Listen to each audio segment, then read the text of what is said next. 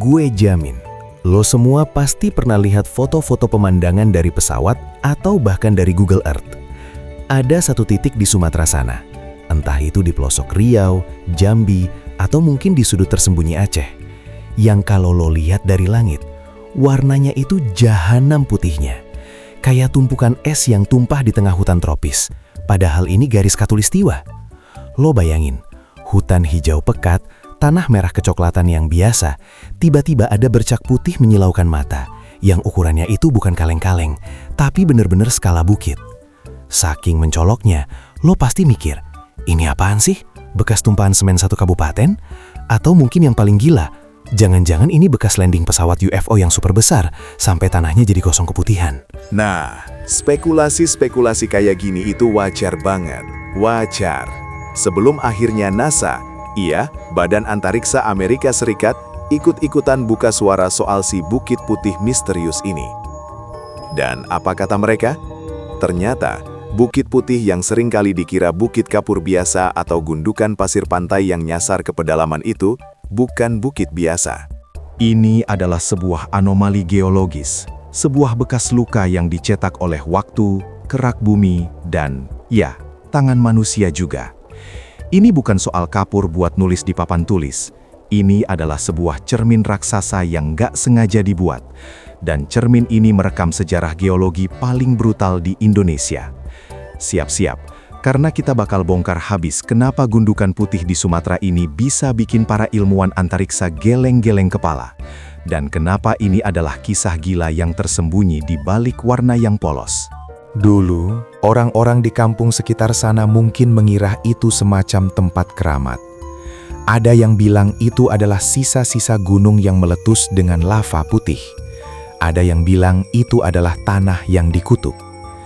Tapi dari sudut pandang satelit yang mengorbit ribuan kilometer di atas sana, para analis data NASA melihat sesuatu yang jauh lebih teknis, lebih dingin, tapi ironisnya juga jauh lebih dramatis. Mereka melihat tanda tangan spektral. Apa itu tanda tangan spektral? Oke, kita ke warung kopi dulu.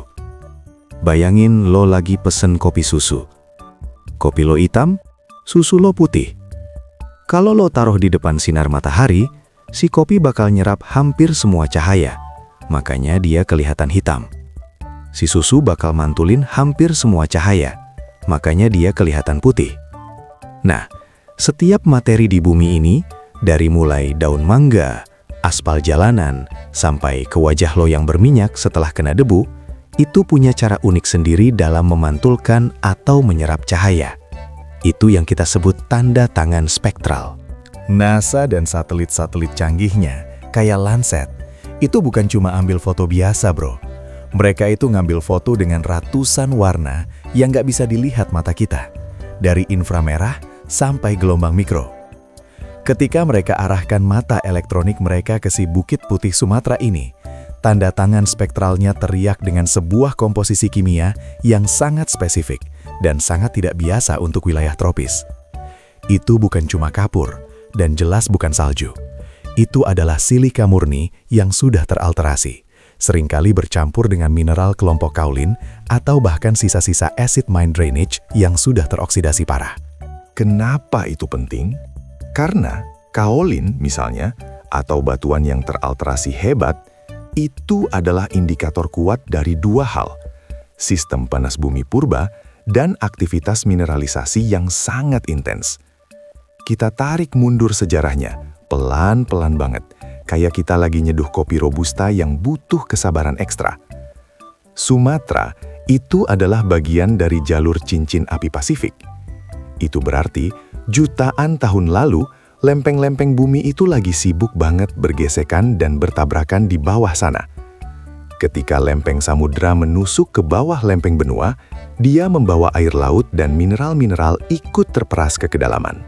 Nah, di kedalaman itu, air bercampur magma, suhunya jadi gila, dan tekanan bikin air itu berubah jadi semacam supercritical fluid, cairan super panas yang kekuatannya kayak Hulk. Cairan super panas ini naik ke atas, naik, mencari celah di batuan. Ibaratnya, Cairan ini kayak deterjen kimia super kuat yang kerjanya melarutkan dan menggantikan mineral di batuan yang dilewatinya. Proses ini yang geolog sebut alterasi hidrotermal, mengubah batuan beku yang tadinya keras dan berwarna gelap menjadi bubur mineral yang baru.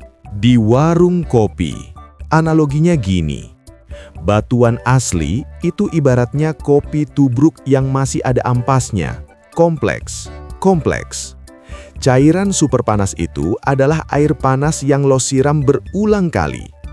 Setiap siraman itu melarutkan sebagian ampas, memisahkan biji kopi dari minyaknya, membuang sebagian gulanya. Setelah jutaan tahun disiram dan dimasak oleh cairan hidrotermal itu, yang tersisa di Bukit Putih itu adalah ampasnya yang paling stabil dan paling putih. Itu adalah kaolin, atau kuarsa mikrokristalin, atau mineral sulfat tertentu. Mereka adalah tulang belulang geologi yang warnanya mencolok, mencerminkan intensitas masak-masak bumi di masa lalu. Jadi, ketika NASA melihat warna putih yang sangat terang itu dari angkasa, mereka nggak cuma lihat bukit.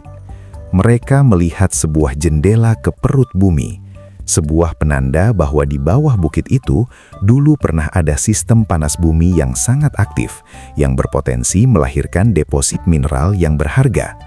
Dan disinilah kisah manusianya dimulai, kisah yang bikin Bukit Putih itu jadi bukan bukit biasa. Kenapa? Karena di mana ada alterasi hidrotermal yang intens, di situ seringkali ada emas, perak, atau tembaga yang ikut terendap. Mineral putih yang lo lihat itu, kaolin atau silika, seringkali cuma penanda di permukaan, seperti papan nama raksasa yang bilang, "Hei, ada barang berharga di bawah sini." Bayangin sebuah desa kecil di pinggiran bukit ini, katakanlah namanya Desa Siluman Putih. Mereka hidup normal, tanam padi, nyadap karet. Lalu masuklah sekelompok penjelajah geologi di era 80-an atau 90-an. Mereka ambil sampel dari Bukit Putih itu, mereka uji di lab, dan boom! Mereka menemukan anomali kadar logam berat yang mencengangkan, meski hanya berupa jejak. Ini memicu gold rush lokal. Tapi bukan cuma emas yang dicari. Mineral kaulinnya sendiri, yang dipakai untuk keramik, kertas mengkilap, sampai kosmetik, punya nilai jual yang fantastis. Tiba-tiba, Bukit Putih yang tadinya cuma pemandangan biasa berubah jadi medan perang ekonomi. Perusahaan-perusahaan raksasa datang, izin dikeluarkan, dan alat berat mulai bekerja. Inilah contoh kasus nyata yang sering terjadi di Indonesia. Ambil contoh yang agak mirip. Eksploitasi mineral yang menghasilkan tailing atau tanah buangan yang warnanya kontras. Ketika proses penambangan berjalan, mereka bukan cuma menggali mineral berharga, tapi mereka juga membongkar lapisan-lapisan batuan yang selama jutaan tahun tidur di bawah tanah. Di antara batuan yang dibongkar itu, ada mineral yang namanya pirit atau besi sulfida. Pirit ini kelihatan kayak emas, makanya sering dijuluki fool's gold, tapi dia adalah bom waktu kimia. Ketika pirit ini, yang tadinya aman di kedalaman, dibongkar dan terkena udara dan air, dia bereaksi keras. Reaksi ini menghasilkan dua hal, oksida besi dan yang paling parah, asam sulfat. Pertama, dampak air. Air hujan turun, dia melewati tumpukan Bukit Putih yang penuh pirit teroksidasi ini. Air yang tadinya netral, sekarang jadi air asam sulfat. Air asam ini lalu melarutkan apa saja yang dia lewati. Tembaga, seng, merkuri, timbal, yang semuanya terperangkap di batuan. Air yang penuh racun logam berat ini mengalir ke sungai terdekat. Coba lo bayangin analogi warung kopi. Lo lagi asyik minum teh manis. Tiba-tiba temen lo yang iseng masukin cuka, garam, dan cairan pembersih lantai ke teh lo. Air sungai yang tadinya adalah sumber kehidupan, tempat mandi, tempat minum ternak, sekarang berubah jadi teh iblis yang beracun. Tapi kelihatannya normal-normal aja di permukaan. Ikan mati, sawah gagal panen karena airnya terlalu asam. Dan yang paling parah, anak-anak di desa yang minum air sumur yang tercemar pelan-pelan menderita penyakit yang aneh-aneh. Kedua, dampak tanah. Tanah di sekitar bukit itu jadi steril. Karena keasaman yang ekstrim, tidak ada tanaman yang bisa hidup. Bahkan rumput liar pun gak mau tumbuh. Inilah kenapa si Bukit Putih itu terlihat sangat mencolok dari angkasa. Kontrasnya itu gila antara hutan hijau yang lebat dan Bukit Putih yang benar-benar gundul. Seolah-olah bumi menolak untuk menumbuhkan kehidupan di sana. NASA melihatnya sebagai anomali albedo yang ekstrim, tapi di darat itu adalah gurun kimia. Sekarang kita kembali ke NASA. Kenapa mereka repot-repot peduli sama bukit semen di pedalaman Sumatera? Apakah mereka mau menambangnya? Jawabannya, nggak sepenuhnya. NASA itu, selain mencari kehidupan di Mars dan menganalisis lubang hitam, juga bertugas memantau planet kita sendiri. Mereka menggunakan bumi sebagai laboratorium raksasa untuk mengkalibrasi peralatan mereka. Ironi yang tersembunyi di balik nama kanal kita, tahu gak sih lu? Adalah ini. Bukit Putih itu sangat berharga bagi ilmuwan karena keunikannya dalam memantulkan cahaya.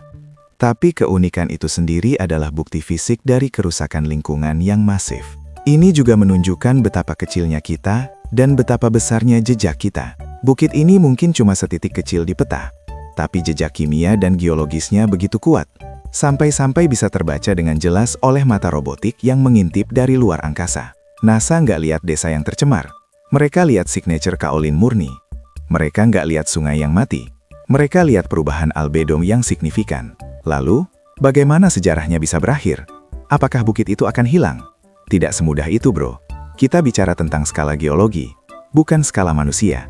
Proses acid mine drainage yang menciptakan sebagian besar keputihan ekstrem itu bisa berlangsung selama ratusan, bahkan ribuan tahun. Selama masih ada mineral sulfida yang tersisa di batuan buangan itu, dan selama masih ada air dan udara, proses produksi asam sulfat akan terus berjalan. Upaya remediasi atau perbaikan lingkungan, itu biayanya gila-gilaan. Dan hasilnya seringkali nggak sebanding dengan kerusakannya. Lo harus netralisir asamnya dengan menambahkan kapur dalam jumlah tonan.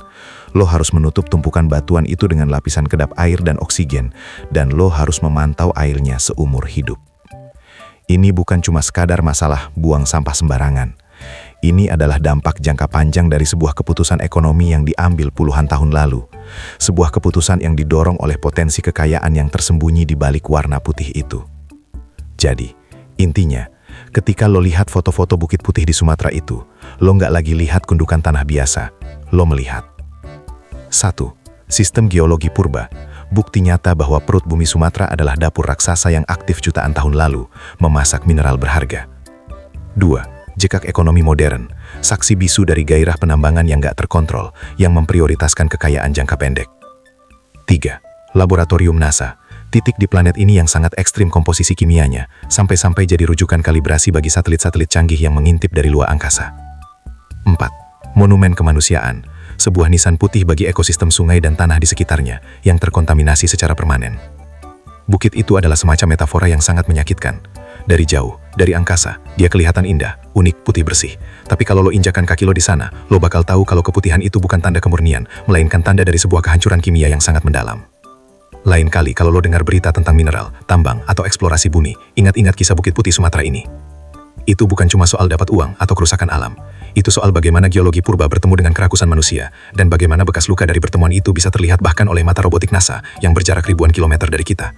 Dan yang paling gila, bekas luka itu justru jadi penanda paling unik di bumi kita. Gimana? Lo sudah tahu kan sekarang, kenapa Bukit Putih itu bukan bukit biasa? Jawabannya ada di tangan lo sendiri.